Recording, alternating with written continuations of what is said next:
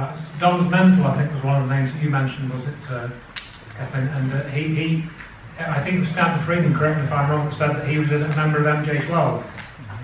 No. Well, he's listed. Donald Menzel is listed as a member of MJ12.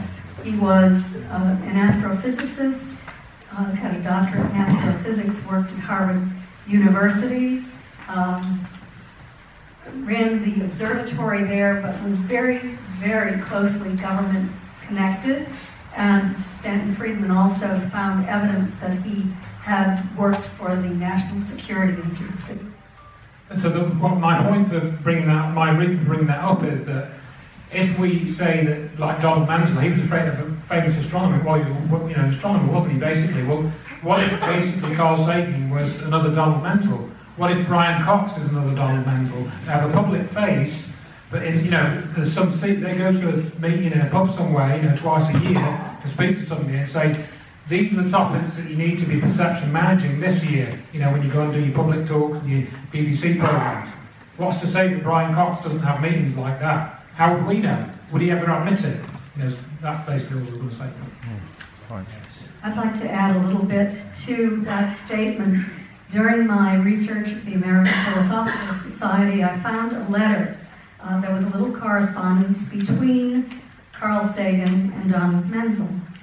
And in one of those letters, Dr. Menzel wrote that when he was a young man, he was a little bit of a maverick, and that the older members of the department had reined him in, and that he had become very, very successful.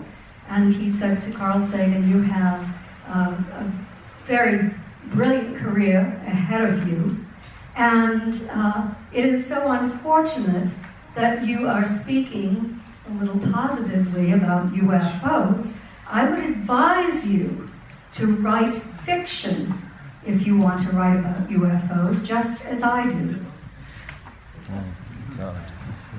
I think that proves the case in point. I absolutely agree with all of that. I think people are approached who are prominent in the media. They become prominent because they are chosen to become prominent. They may be good speakers, they've got the educational background, and they are put in positions of influence. The media works in all phases with positions of influence. So it's no coincidence that the likes of the Brian Coxes, the Nick Popes of this world are positioned to do what they do. Yeah? It's not chance. I don't believe. All right?